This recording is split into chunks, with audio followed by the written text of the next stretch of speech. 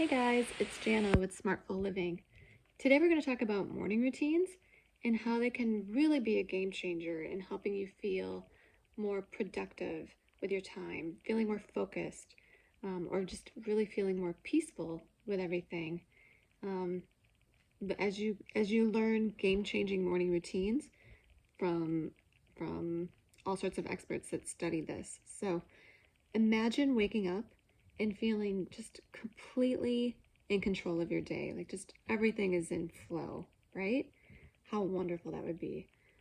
Those are the things I'm going to try to show you today through experts like Tim Ferriss, Dr. Andrew Huberman, Wayne Dyer, and more, just to help you gain some of those tools and those tips that you can start implementing into your own life. These tips, they're not necessarily going to be in order of what I think is the most important or has the biggest impact. Instead, I'm just going to lay them out in the order that you would actually probably utilize them in your day.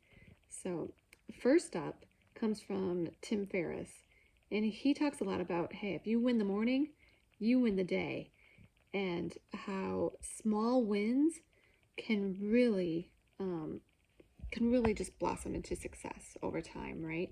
And so you want to start your day with a small win. And he really impresses upon people to think about the first 2 minutes of your day. What's something you can do right off the bat to have a win? And it doesn't have to be a big win. It can be something as simple as making your bed in the morning, or starting your day with like an 8-ounce glass of water and hydrating yourself right away. That over time, it can just kickstart you, want to inspire you to take on your next action, right? Versus, for instance, getting on your phone, scrolling through Facebook right away, and then getting sucked into a time suck, right? And then before you know it, you feel like, what happened in my morning? So that's a really powerful tool. He also talks a lot about decision fatigue, how that can take a toll over time. And an example that he gives a lot is Steve Jobs. He didn't want to think about what he was going to wear every day. So he just created a signature look, right? It was black turtleneck, blue jeans. That was it. And so he could focus on the decisions that really mattered. Now, for some people, that's not something they're willing to give up, right? Fashion. But there's other little things you can do that can really make an impact, whether it's what you have for breakfast every morning, right? Some people, like I was on a kick for a while where I was doing some variety of eggs and beans, whether it would be black beans or garbanzo beans, and then I would just spruce it up with other seasonings. But that was my staple. I didn't have to think too hard beyond that, and then just stocking up on those items. Now I'm in an oatmeal kick, so I have oatmeal like automatically every morning for breakfast. What I put in that oatmeal changes up day to day, just depending on what we have in our kitchen. But again, that's just a simple little hack that you can do just to be able to focus on the other things that really make a difference. By the way, Tim Ferriss, if you're not familiar with him, just a mountain of a resource, right? He really his whole aim, I would say, is trying to make the most out of your time in as little of time as possible. So getting the maximum bang for your buck in a small amount of time. So check him out if you haven't already. Tip number 2 comes from a neuroscientist. His name is Dr. Andrew Huberman out of Stanford University. If you're not familiar with him, he has a podcast called the Huberman Lab. I think it's on YouTube, but I think it's also on Apple Podcasts. It's pretty much everywhere.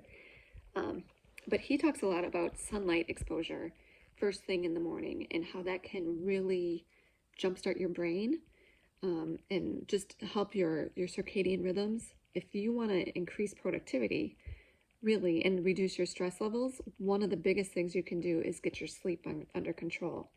And so that is a brilliant little piece of advice from him. He swears by getting early morning sunlight exposure ideally within a half hour of waking up, and even better if you can do it within an hour of the sun rising, so you get that low morning light. He says it doesn't matter if it's cloudy, doesn't matter if it's raining, but as long as you are outside and just taking in that light, you don't want to wear sunglasses. You can wear a hat, but just taking that in, it will, like I said, it helps your circadian rhythm, and it really is a mood booster.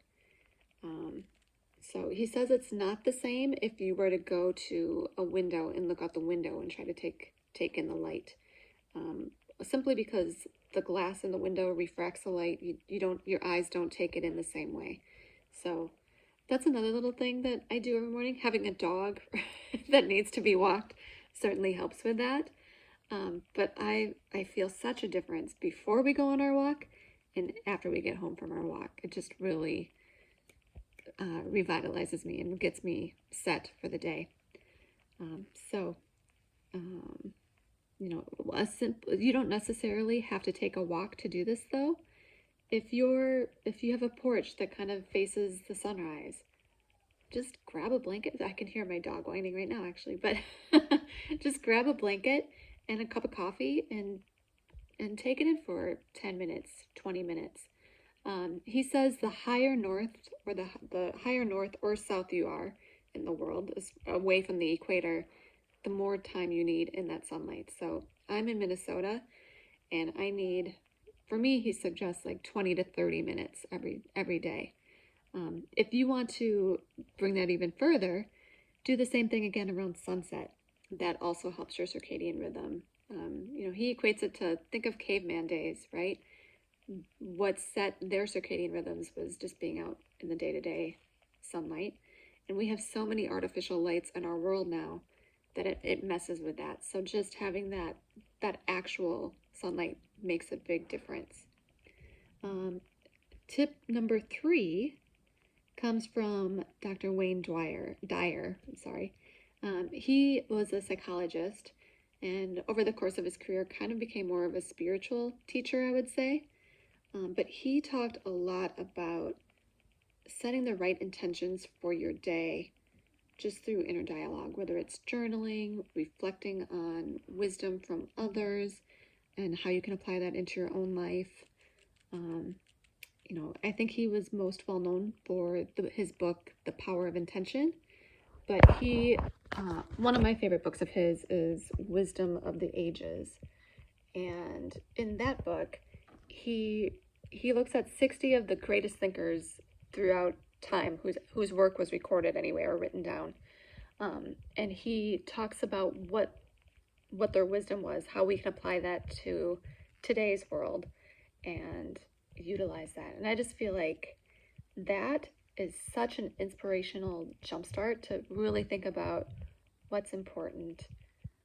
It's inspiring. It lifts me up, and it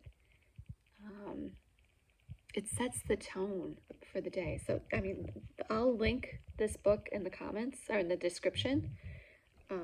But it doesn't have to be that book. It can be anything like that that's going to inspire you, and that's different for everybody, right? But this is one that just really resonated with me.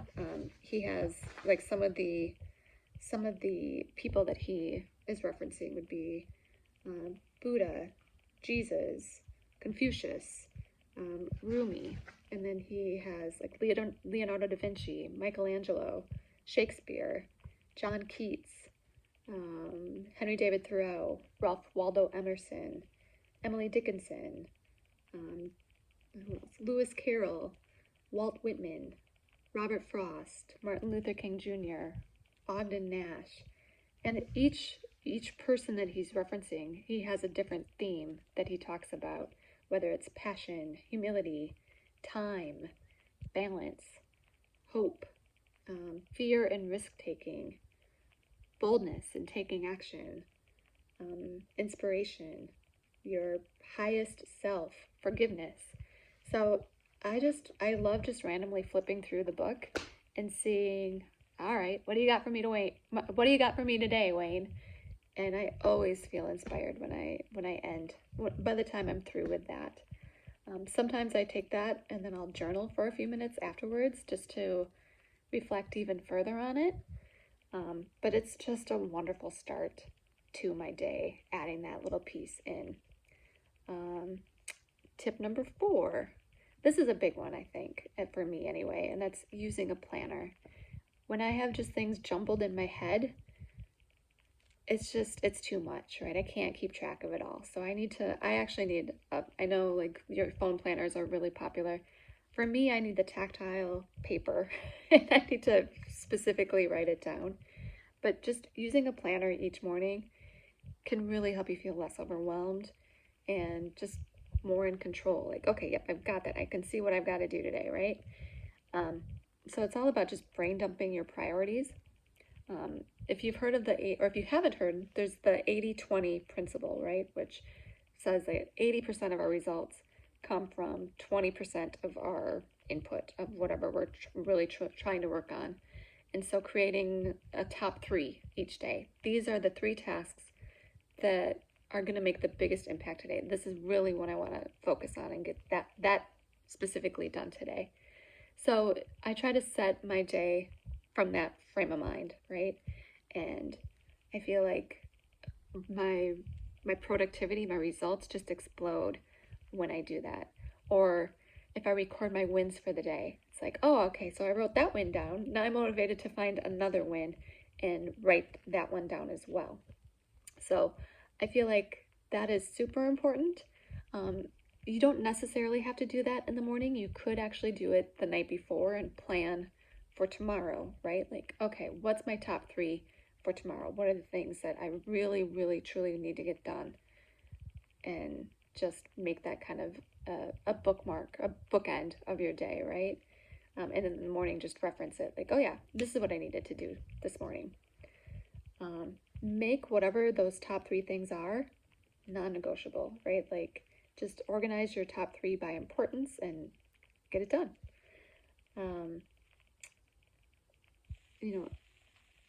It just really helps you prioritize your time, and I think you get a lot of bang for your buck with a planner.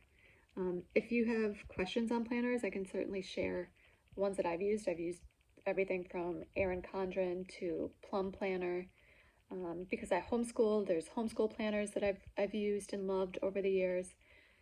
So I'll link those in the descriptions as well, so you can take a look and see if there's anything that grabs you. But the final tip is from FlyLady, and she is all about just maintaining your house and all the stuff that comes with day-to-day living, things that we don't necessarily love.